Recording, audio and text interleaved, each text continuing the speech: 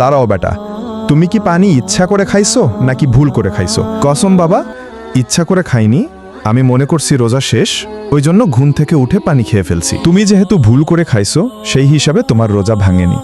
কারণ রাসূল সাল্লাল্লাহু আলাইহি ওয়াসাল্লাম বলেন, যে ব্যক্তি রোজা থেকে ভুল করে খাবার খায় তার রোজা হয়, কারণ সে ভুল করে খায়।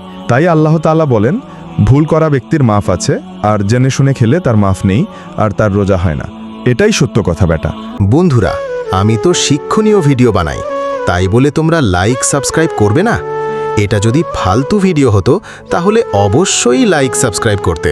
ভাই, আমাকে মাফ করে দাও, আমি ভুল বুঝে তোমাকে রোজা রাখতে মানা করছি। হ্যাঁ সুফিয়ান, তোমার বোনকে মাফ করে দাও।